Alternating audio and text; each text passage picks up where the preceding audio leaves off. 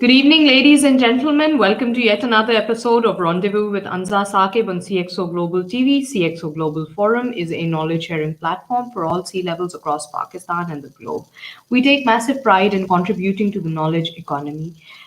Each time we interview some members that are domain experts that have had their own personal contributions in their relevant field, and there's a lot that we can learn from them. Um, Today, we've got one of our younger members, Mr. Sanan Bin Tahir. He's joining us all the way from Germany. Sanan is obviously one of the, people that Pakistanis in general take a lot of pride in. He is a Unity VR developer at HoloSpaces. So, Sanan, welcome to the show. Thank you for having me. I have spoken to you earlier as well, and in one of our, sessions on Saturdays, and amazing experience, and there was a lot that we learned from you. Sanan, I would like to ask you, how did your journey begin? Where did you go to school? Where did you grow up? What did you study? How did you end up where you were at right now?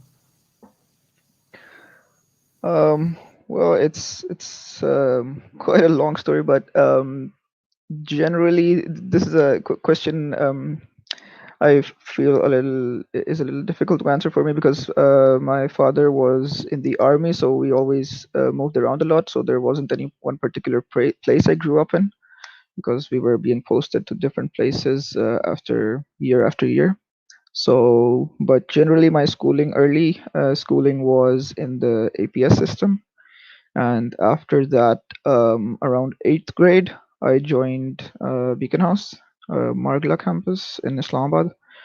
Shortly went to Lahore for 2 years and then came back to, I did my A levels, AS from Lahore, and then A levels from Margla campus. So I had during my O levels, I already knew that I was really interested in computer science in general, right? It was something that I just my father was really into computers and technology and stuff, and it's something that really piqued my interest at an early age.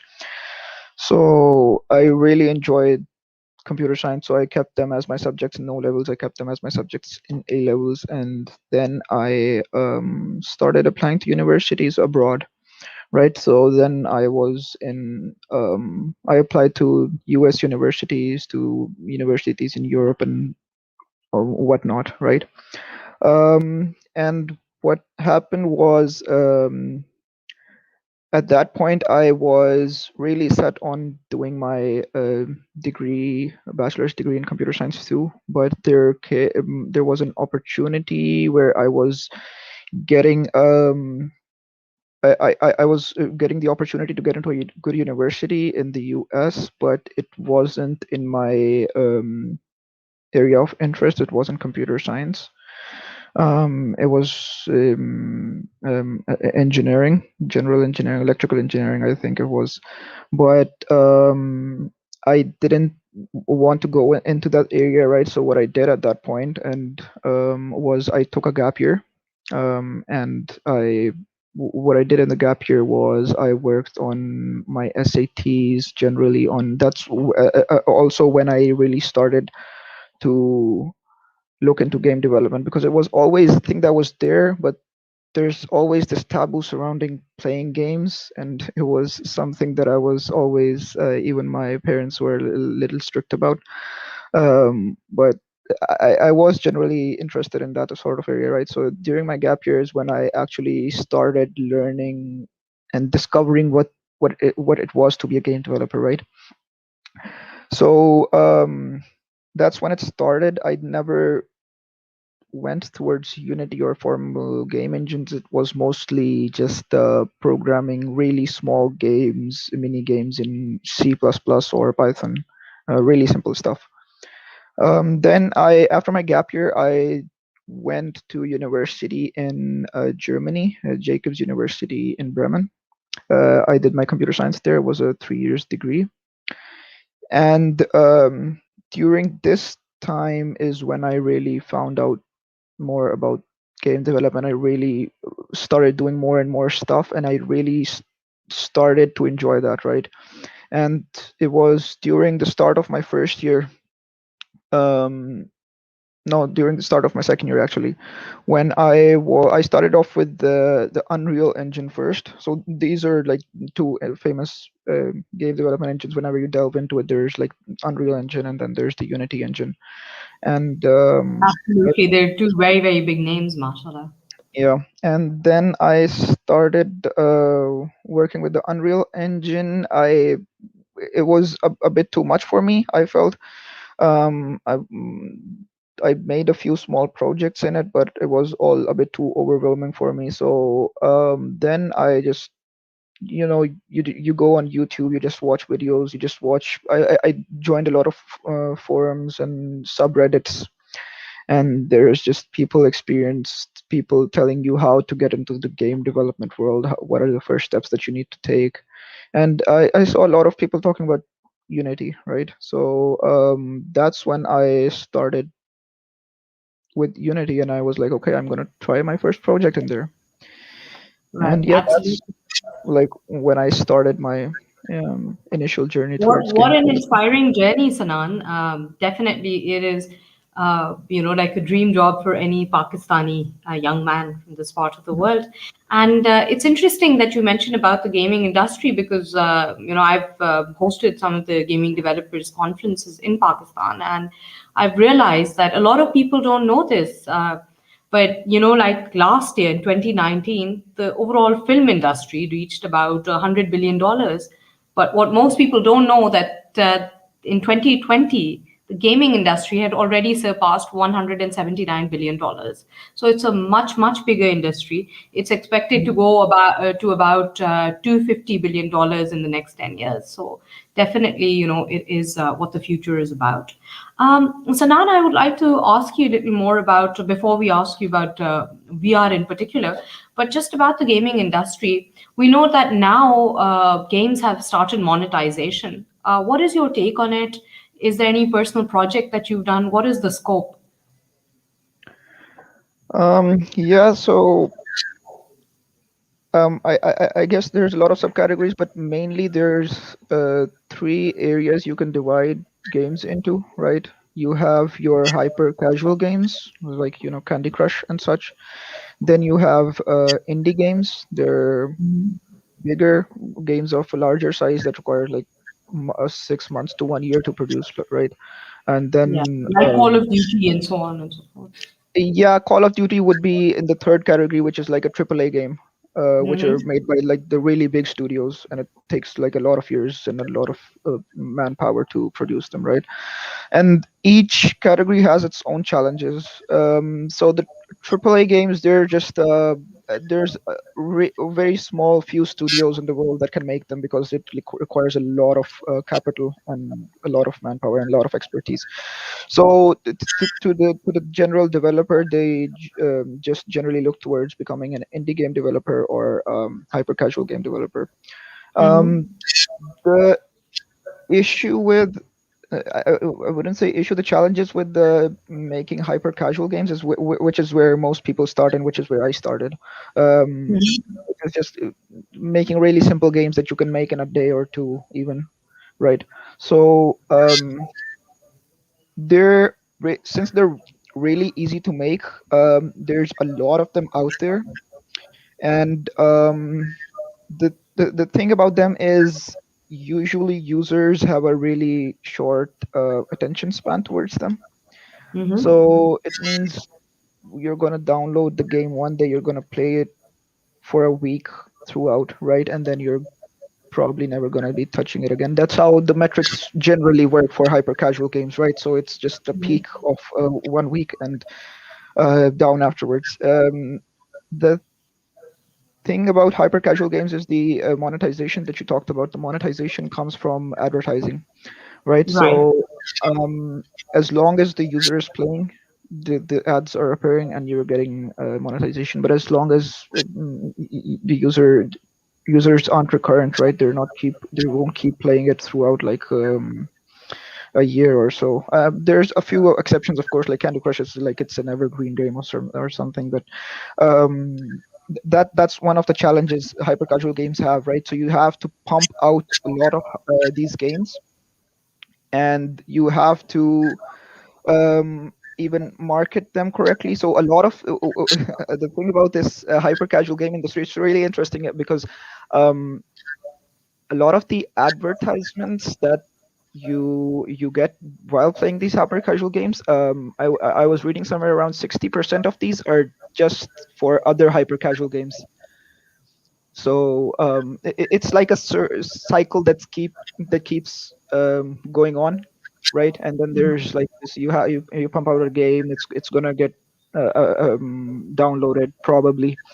A lot of the times it doesn't even get featured, and a lot of people won't even download it, right? And then the cycle continues. Like you have a successful game, you don't have a successful game, and it's just a up and downhill. But a lot of companies have made a successful um, business plan around this. So it's even though it's challenging in a way, but it's also easy from producing the game's perspective. Like it's really easy because you're making like these mini games, and they're really easy to make. But you have to make a lot of them. So that's how Right. those work. And Right. yeah, towards indie games, they're something that has a unique idea that's going to have like a core player base that's going to keep playing it over and over and over again. It's just like it's you're really getting into it, and you put a lot of effort into it. And there's actually a game right now that's taken over Steam. It's called Valheim. It was made by I think 4 developers or 5 developers, and it had 2 million downloads in the first week. And Wow. it's so simple yet so intriguing, and so you get into it so much that it's just you're really amazed at what the ideas of people are, like, the ideas that they come up with. And yeah, it's just about Right. that stuff. Absolutely. Sanan, I personally know of some very successful case studies from Pakistan and or Pakistani developers. Um, like, for example, I know Revolving Games is has made it very big. You know, all over, and they've had very high ranking apps on the App Store and the Google Play Store. Do you know of other success stories from Pakistan or Pakistani based Pakistani origin developers? uh Honestly, I'm not really aware of too many such developer. I do know a few developers, Pakistani developers, but they're also not working in Pakistan currently. Yeah. So, what do you They're think is the reason that most of these people choose to leave the country? Do you think what is that one area that we need to work on? Well, I think initially, mm, talking a few years back, especially, it was just like I said, this taboo of playing games, making games. Mm. देसी जुबान में जो कहते हैं जब हाँ ये तो गेम में Mm. बनाता है. It's I know. said in a condescending way, you know. Yeah. And But I how did think you, that in your personal journey, prove your worth to everybody around? And I'm sure you faced some of those things as well, not just from family, but also from friends. I did. Friends generally weren't. They were with friends generally. They're just like you do whatever you want. But I'm lucky in that respect that my parents never really stopped me from doing what I wanted as a career. But Yeah. yeah, during my free time, whenever I used to play games, I was really. My parents were really strict about that too. But I am a little stubborn, right? So even when I took a gap year, I remember I was being pressurized, and it's only natural that you're pressurized, right? Because your parents just want the best for you. Um, Absolutely. but but then it's just like you have to be sure about what you want to do, and you want to keep at it, right? And then at one point your parents and my parents did realize it, that okay, he's really seriously into this and he will work hard towards this, and it isn't something that's wrong, right? And I really think like in the past few years, this taboo has really uh, almost vanished, I would say. A lot of people, they just take gaming now as a regular part of their lives. See my mom playing games on her phone now. It's I which know, definitely, definitely. never But have what happened about in the my career? life. What about the career in the gaming industry? What's your message to like younger Pakistanis? Do you think it is a promising career path because you have taken it? How is it Yeah, any like obviously do you think they're going to be having a successful a career as their, let's say, classmates who opted for something in accountancy or software development? yeah. So in that respect, I won't sugarcoat it. It's definitely not as easy to be a game Mhm. developer as it is to become, even in the computer science area, if you want to become a web developer or just a software developer in general.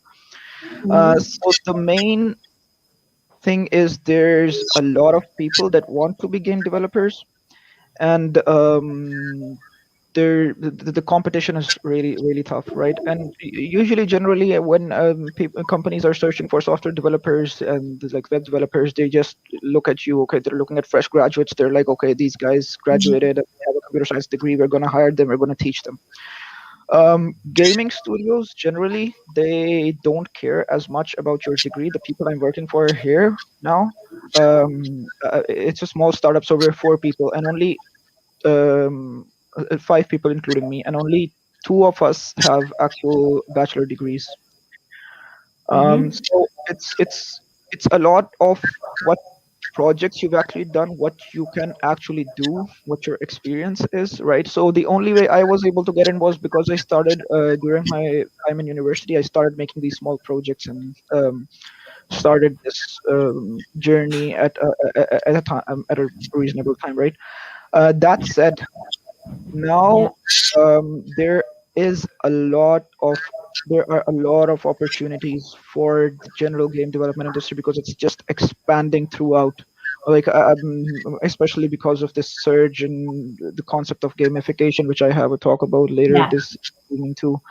And then all this new technology with AR, VR, MR. Mhm. Because so what this has done is it's created now a lot of these jobs. So game development now isn't just about developing classical games, right? It's So now there's a there's so lot. much more. So let's talk about gamification. And for those of you who are watching in the next 20 minutes, we're going to be joining, Isan Rizvi is going to be joining us in conducting her show on the era of gamification. So let's hear a little more about gamification, Sanan. Yeah, so the concept of gamification is similar to it comes from the gaming industry, right? So the challenges of the gaming industry have always been pretty much the same. Like I talked about earlier, you want your user to keep being engaged with your application, right? You want them to keep using your application. How is you make, for example, a point system, or you would have leaderboards, and you would have some sort of engagement with the community itself, or with however you want, right? And so the concept of gamification is taking these ideas from game development and, applying them literally anywhere and everywhere that it can be, right? So if you can use the system for to keep people playing games, why can't you use the same system to keep a person using your app or your website, or yeah, or any service that you provide? So it's actually a really common thing, especially in the tech world. So you have like these there's this question and answer programming website called Stack Overflow, and it Mm-hmm. implements this gamification system really well. It has this point system and badges system, and the more Yeah. questions you answer and the more votes you get on your answers, the more points you get, the more badges you get. And when your reputation exceeds a certain point, you get certain privileges. So Absolutely. it's an incentive for people to help younger developers out and answer a lot of questions from people. Right. Absolutely, Sanan. coming back to your main area of expertise, so MR, and so let's talk a little about what AR is, what MR is, what VR is, because generally, when anyone uses the buzzword VR, it's very common now. What one assumes is that someone will probably wearing an Oculus Rift, and then they'll have access to this virtual reality situation, or maybe experiencing. It's common in the arcades and stuff now. So Hmm. what are what are the aspects of it? Yeah, so there's three main technologies right now. Virtual reality, the first one that you mentioned, VR is as it says, it is a virtual environment. You would wear something like an Oculus Rift or an Oculus Quest, which is a standalone device which doesn't need like a computer or something. And once you're gonna be wearing this device, then it's just you're removing yourself from this reality and you're in a completely new world. And you have these controllers, you can move around, you can touch stuff, you can interact with stuff and such. And then we have mixed reality. The There's devices like the HoloLens 2 from Microsoft that are used for this. It's integrating your real world space and the virtual space together, so the mashing them together. So you have like this the HoloLens is like this device, and it has like a glass in front of your eyes, right? And then what it does is it on the glass there's like holograms appearing on top of whatever is in your surrounding, right? Hmm. Hmm. So you can do like amazing stuff with that. And MR is what's a lot of industry over here in Germany uses to like big um production warehouses. And for example, imagine if you're standing in a warehouse, you want to buy like a huge machine, but you're not sure if it's gonna fit inside this space, or you're not sure how you're gonna ergonomically set everything up, right? Where instead of buying or actually moving the huge machine, you can just wear this device. You can have that machine in there. Hmm. CAD object, you can literally place it there, right there. You can see how it's going to be. You can see how everything's going to be. You can move it around with just a flick of your hand, and it's just amazing, and the possibilities are like endless, right? Right. And then there's augmented reality, which is something that's like in every smartphone these days. It's just the uses your mobile camera, and almost all mobile cameras that are coming today have this distance. I'm not exactly sure what the term is called, but they Hmm. know what distance they're.